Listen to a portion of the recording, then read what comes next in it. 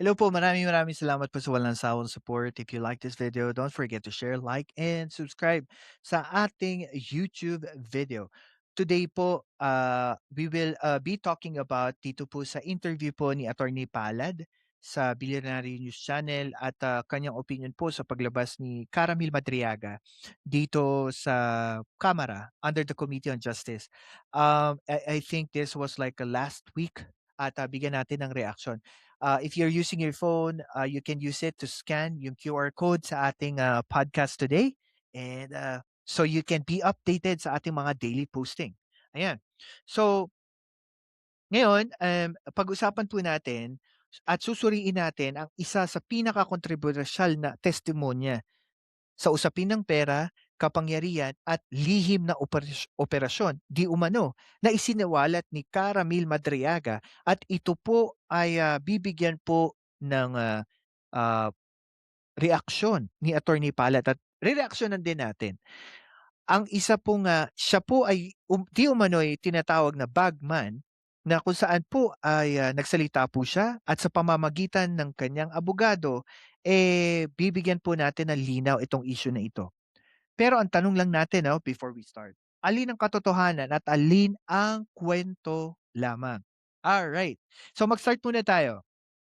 Ah, Bakit ba kailangan ng supplemental affidavit? Ang paliwanag po dito ni Attorney Palad, ang sabi niya po dito is that ang supplemental affidavit po, ginawa po 'yan ni Caramel Madriaga kasi gusto niya ipakita sa komite yung relationship nila ah, ni Caramel at saka ni VP Sara Duterte kasi po pinapawalang bisa po ng kampo ni Sara Duterte yung relationship ni Caramel at ni VP Sara Duterte. Bakit po importante ito from that perspective?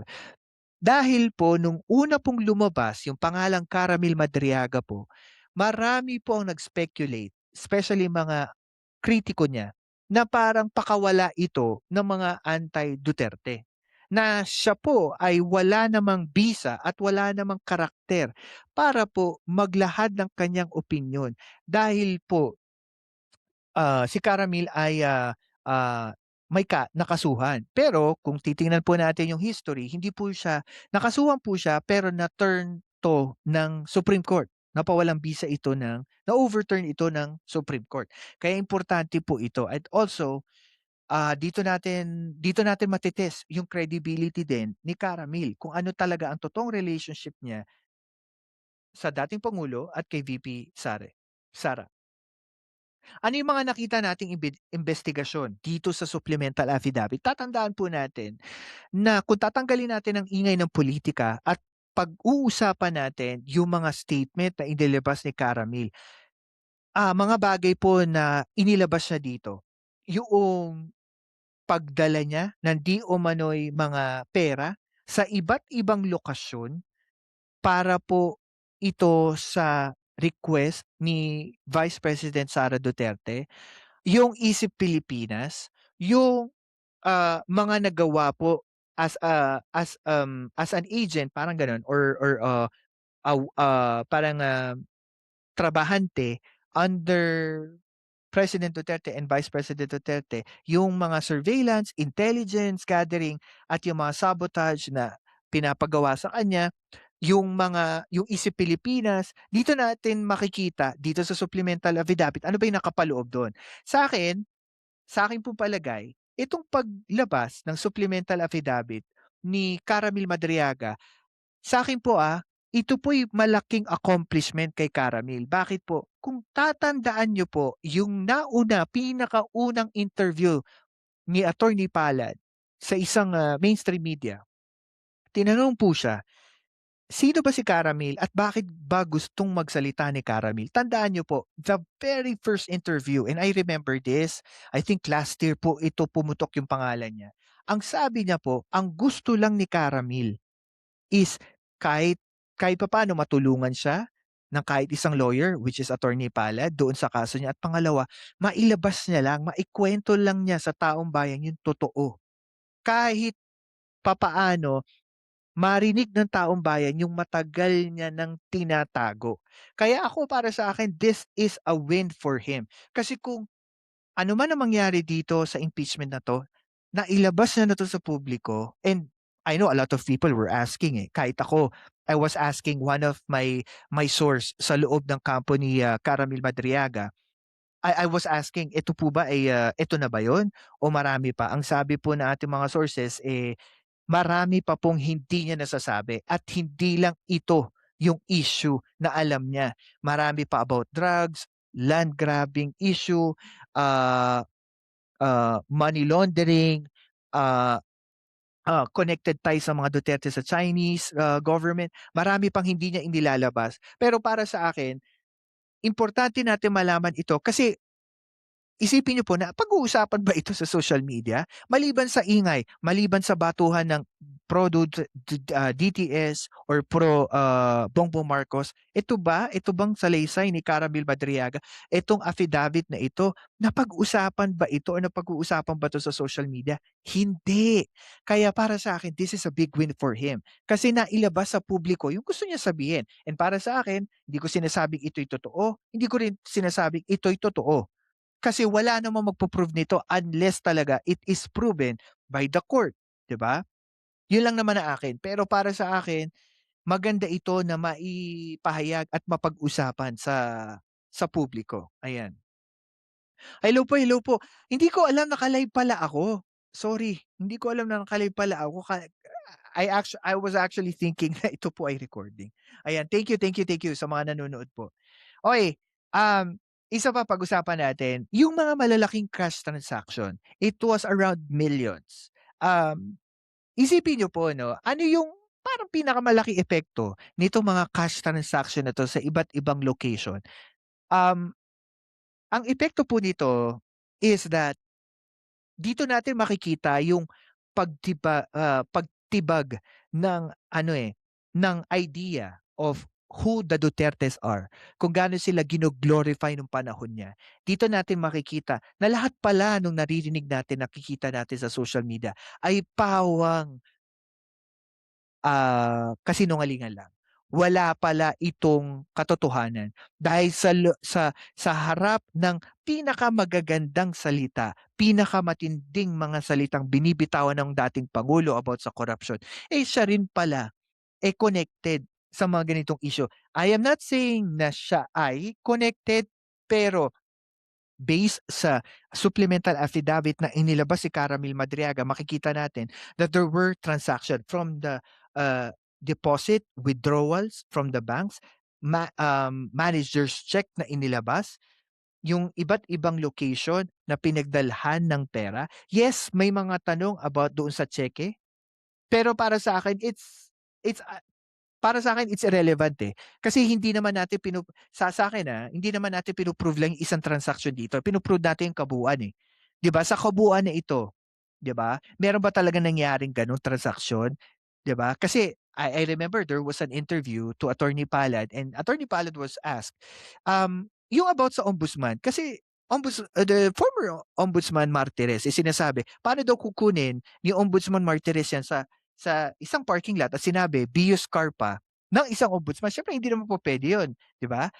Tapos sasabi ni Attorney Palad, natural, ombudsman ka ba't ka bababa? And second, kung ikaw mangungurap o kukuha ka ng illegal na pera sa isang tao, magpepresenta ka ba na ikaw yung ombudsman ta's pupunta ka dun kukunin mo yung pera? Siyempre they know if they are getting something, especially if it's illegal, 'di ba? This is an analogy lang naman ano, hindi ko naman sinasabi na tot totoong may ginawang kabulastugan si Martirez. Pero based on the statement, kung ikaw naman talaga gagawa ka ng masama, papakita mo ba in public? Siyempre hindi, 'di ba? It makes sense. Pero what's the real purpose of this supplemental affidavit ni Caramil is that there is a proven, there is a proven statement na kailangan na lang nating, patunayan. And I think because of this, nagkaroon ng malaking question sa credibility ni dating Ombudsman Martirez kung totoo ba talaga yung kanyang credibility, kung talagang 'di ba, kung talagang, tapat ba siyang manggagawa ng gobyerno. Dito natin dito natin yun, eh. And I think this is the proper venue, proper forum na inilabas ito ni Caramil Madriaga kasi yung mga tanong na hindi natin tinatanong before, dito natin mapapatunayan kung, they are actually, um, corrupt or not, 'di ba? Ano pa, ano naman daw yung papel ng mga bank account tulad nung sinabi ko, hindi naman puwede tayong mag-allege ng kung ano-ano sa ating mga government official, wala tayong supporting documents. Yung mga annexes na isinumite ni Caramel Madriaga sa kanyang, supplemental affidavit, nakita natin do'n may mga numero. Again, I am not saying that they are true, pero para sa akin, ang importante kasi nating makita dito that the perception of people about the Duterte, perfect sila, 'di ba? Dito natin dito natin kung ito bang mga sinasabi against sa mga Duterte ay totoo. The only biggest question here is this: paano kung totoo? Paano naman kung hindi totoo? What would be the perception of the Filipino people towards this? Especially perception ng mga Duterte supporters. Kung ito ay mapatunayang totoo or mapatunayang hindi totoo, ito ba'y magagamit against him or against the president? Kasi ang lagi ko nakikita kasi dito, ang banat kasi nila dito kay Caramel is they're doing character assassination. And then second, ang ginagawa nila, sinasabi nila that Caramel Madriaga is parang patibong na ginagamit ng Pangulo against the Duterte. Para sa akin, kung totoo yun, edi ilabas natin lahat ng ebidensya at hayaan natin yung mga hahatol tignan itong mga ebidensya na 'to. Kasi para sa akin, the best way to prove there is corruption, ipakita natin sa publiko. Kesa hodang ito'y tama o hindi, ipakita natin sa publiko. Kasi po karapatan ng bawat mamamayang Pilipino na hindi tayo makinig sa fake news at karapatan natin makita yung mga ebidensya. Pero kung wala tayong ebidensya, how can we prove na yung mga issue against VP Sara Duterte ay totoo, 'di ba? Gaano kahalaga ang opinion or statement, sabihin na nating statement, ng isang eyewitness? Tandaan niyo po that ang isang evidence is one part to prove totoo yung sinasabi mo against doon sa, sinasakdal, ika nga, doon sa, kinakasuhan, 'di ba?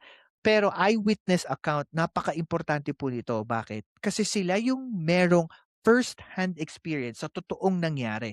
And sa korte, ang pagkakarinig ko po dito, ang eyewitness account po ay isang mahalagang parte na ginagamit po bago magkaroon ng paghatol sa isang kaso. Eh, tandaan po natin, sino ba talaga nakakaalam sa transaksyon na ginawa ni Caramel before? Ako? Kayo? Hindi. Siyempre si Caramel, 'di ba? Nasa perception na lang ng tao kung tatanggapin natin 'yon based sa biases ninyo. Pero para sa akin, ang goal natin dito kaya po tayo ah, napag-usapan ito at nagre-react dito, ang goal po natin dito is hindi po masabi kung sino ang tama at mali. Ang goal natin dito is pag-usapan natin ito.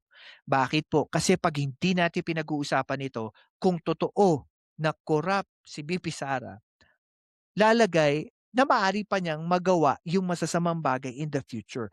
Kasi nga na patuloy-tuloy natin 'tong ginagawa, which is unfair to the Filipino people, 'di ba? Kaya para sa akin, basta pagka may nakitang korapsyon, pag-usapan, pero kailangan sa tamang venue, sa tamang proseso, hindi lang sa social media, 'di ba?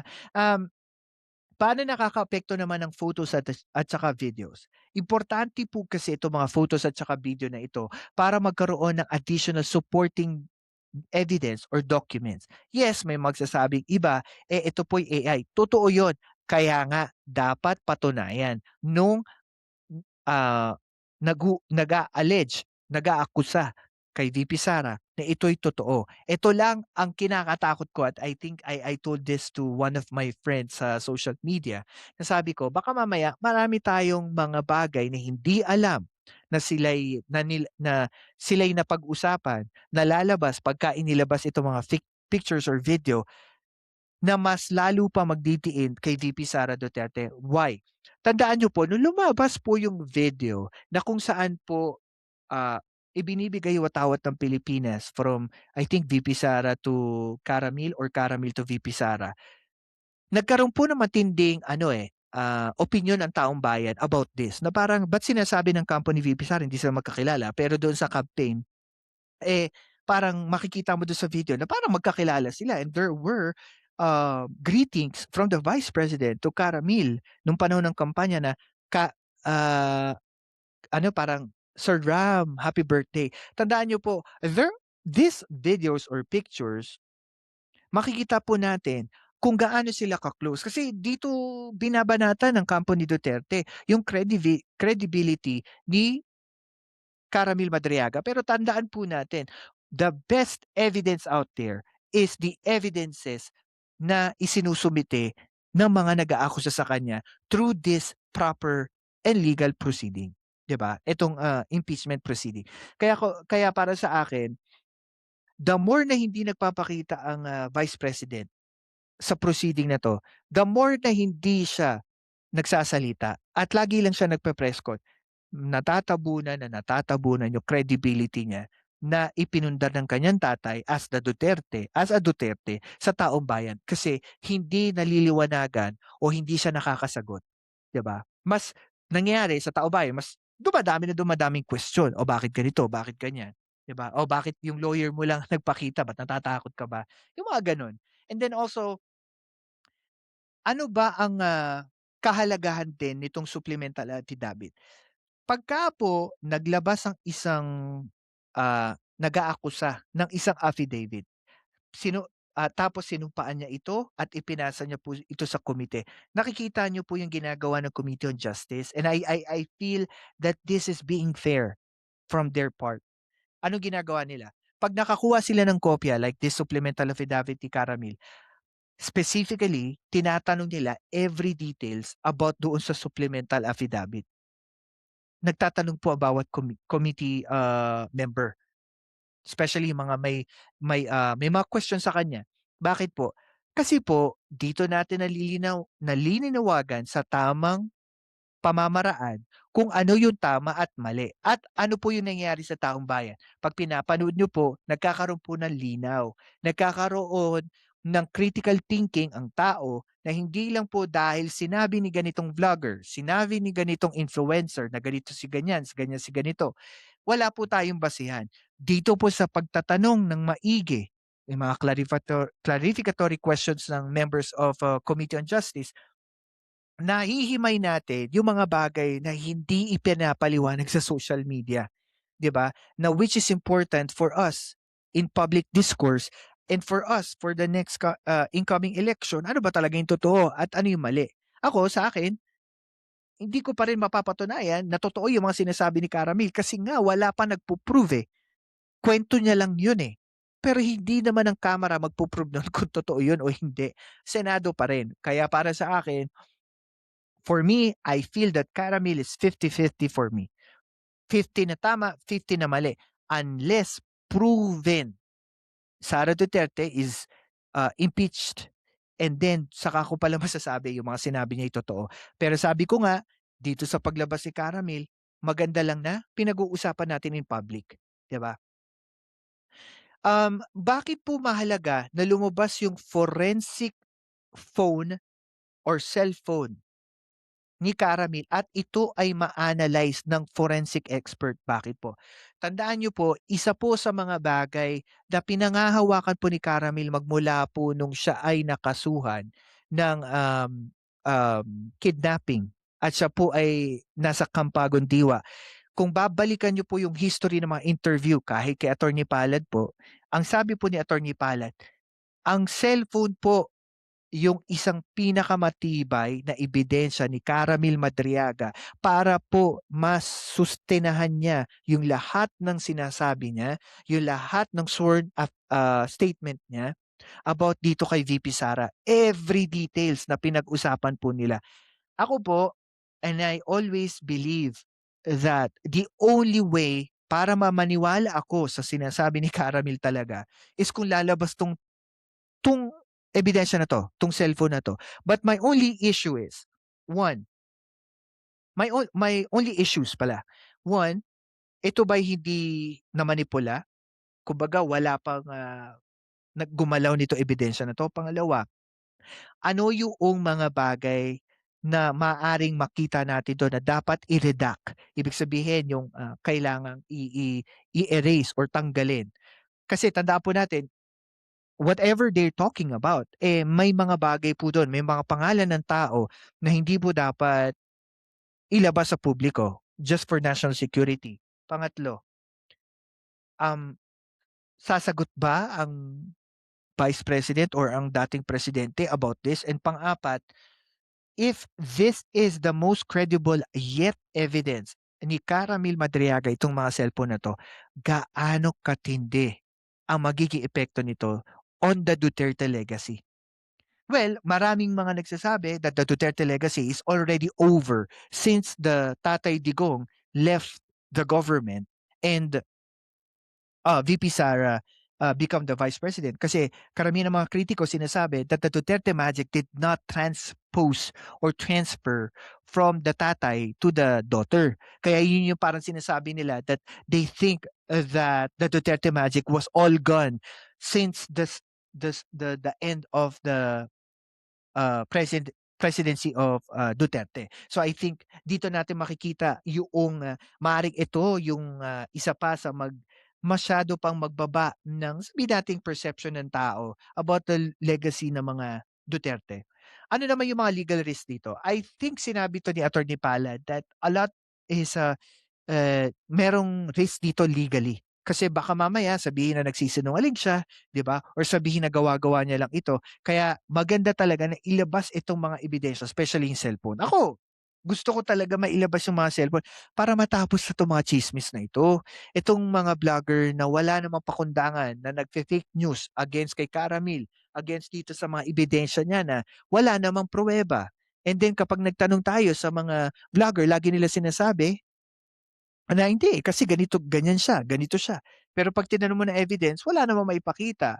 And usually they resort into pagka tinanong mo sila ng ebidensya, they resort into, kaya mo lang naman sinasabi yan kasi ganito, kasi ganyan, 'di ba? It doesn't make any sense, 'di ba? Yun yung masakit lang sa court of public opinion. 'Pag bias ka na, wala ka ng pinakikinggang iba, 'di ba? 'Pag bias ka na, hindi ka na puwede maging neutral. 'Pag bias ka na, lahat ng sinasabi nung iba, miski naman tama, hindi mo pakikinggan kasi nga bias ka, 'di ba? Okey, um, ano sa tingin ninyo, I think I wanted to finish this 'no, sa huli kong, topic, which is ano sa tingin ninyo yoong,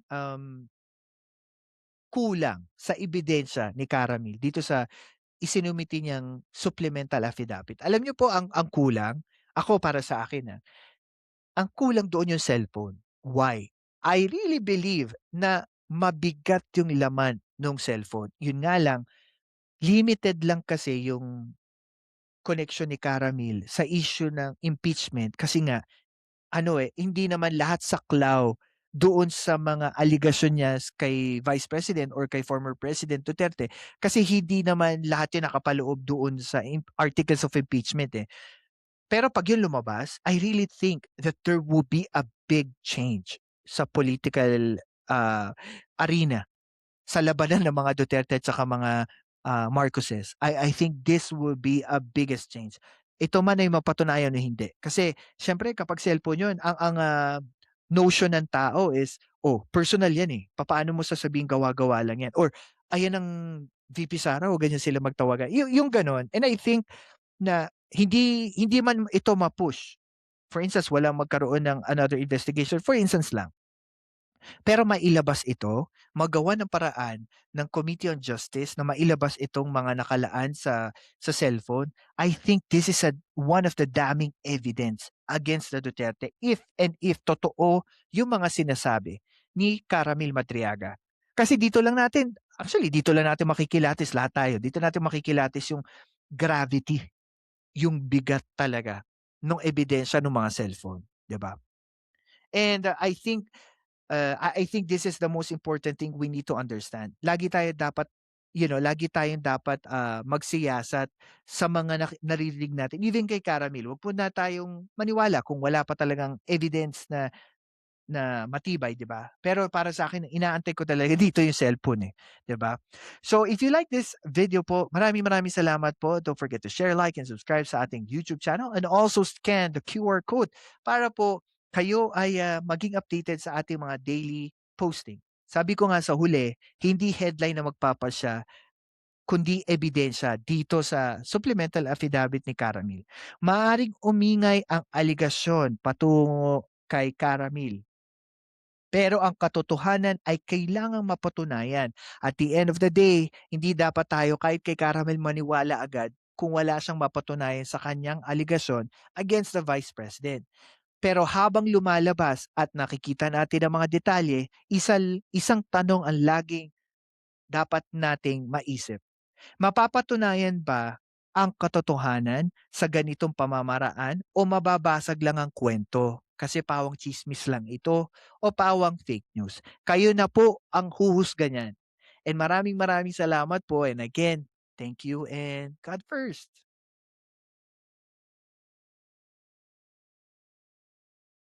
Ako po si Banat Boy at ito ang Philcast kung saan ang katotohanan walang takot na sinasabi. Like, share, at subscribe na.